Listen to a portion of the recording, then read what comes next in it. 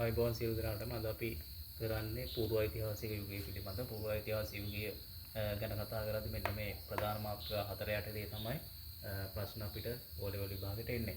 එතකොට පූර්ව ඓතිහාසික යුගයේ ආරම්භය ගැන කතා කරද්දී පූර්ව ඓතිහාසික යුගය ප්‍රාක් ඓතිහාසික යුගයෙන් වෙන්වෙන්නේ ප්‍රධාන හේතු කිහිපයක් බලපාලා තියෙනවා. පළවෙනි එක තමයි ස්ථිරවාසීතාවය කියන එක ආරම්භ වෙන්නේ පූර්ව ඓතිහාසික යුගය. කියන්නේ මිනිස්සු ස්ථිරව නිවාසවල පදිංචි වෙන්න ආරම්භ වෙන්නේ මෙන්න මේ කාලේ.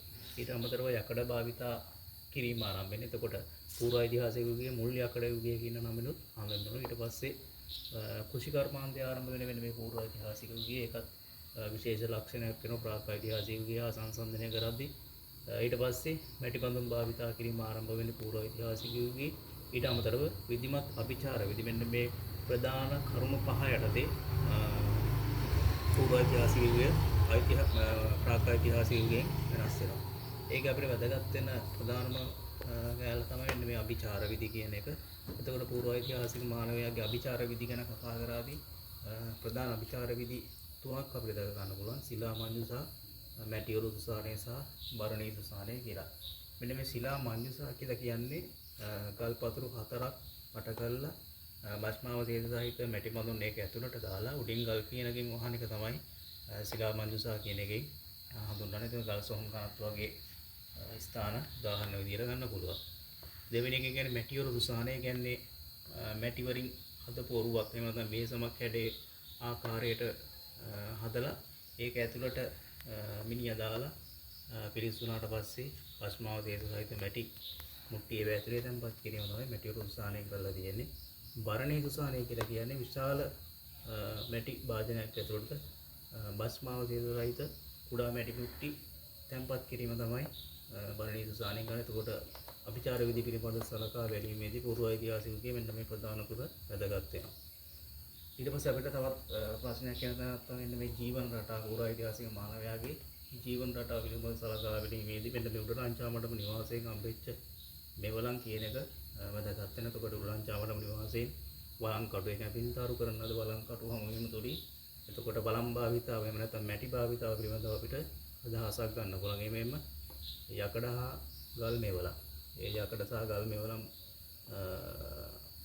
මේ නිවස තුලින් හමු වීම තුලින් මේවා ගොඩාක් දුරට මෘතංගී උපකරණ සහ කෘෂිකර්මාන්තය සඳහා යොදාගත් උපකරණ වෙන්න පුළුවන්. ඊට අමතරව කාන්තාවන් අර ඇස් සඳුන් තැබීමට ගන්න ලෝහ කූරා, ඒ වගේ මැටි පබළු, ඇඹරුම් ගල් හා කුරුගල්, ඒ කියන්නේ ශාරීරික වර්ණ ගන්නවා ගැනීම සඳහා භාවිතා කරන ලද ඇඹරුම් ගල්, ගුරුගල් හම්බ වෙලා තිනවා වෙන මේ උඩරංචාමඩම නිවාසය තුල. එතකොට කාන්තාවන් තමන්ගේ රූ සපුව පිළිබඳව අවධානය යොමු කරලා හිටියයි කියලා අපිට මෙන්න මේකෙන් කියන්න පුළුවන්. ඊට පස්සේ මේකෙන් තවත් ප්‍රශ්නයක් තමයි පූර්ව ඓතිහාසික තාක්ෂණය ප්‍රධාන කරුණු තුනක් යටතේ අපිට සලකා බලන්න පුළුවන්. නිවාස ඉදි කිරීමේ තාක්ෂණය, මැටි භාණ්ඩ නිර්මාණය කිරීමේ තාක්ෂණය සහ යකඩ භාවිතා කිරීමේ තාක්ෂණය කියලා. ඒතකොට නිවාස ඉදි කිරීමේ තාක්ෂණය ගැන අපිට උදාහරණ විදිහට මෙන්න මේ උඩරංචාමඩම නිවාසය කරන්න පුළුවන්.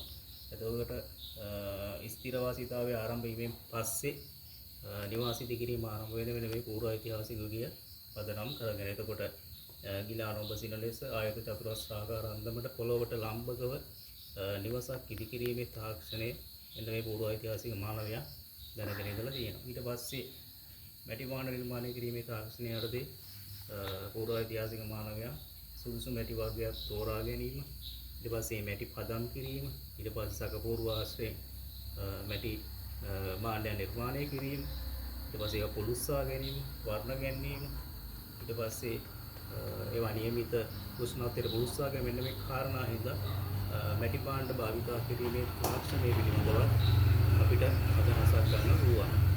ඊට පස්සේ යකඩ භාවිතා කිරීමේ තාක්ෂණය, මේක අපි මුලින්ම කිව්වා මුල් යකඩ යුගය කියලා හඳුන්වන්නේ පූර්ව ඓතිහාසික යුගය. එතකොට බොහෝ දුරට කෘෂිකාර්මික උපකරණ නිර්මාණය කර ගැනීමේ අරමුණේ මෙන්න මේ යකඩ භාවිතා කළා කියන. එතකොට මෙන්න ප්‍රධාන කරුණු තුන යටතේ අපිට උත්තරයක් ගොනු කරගන්න පුළුවන්.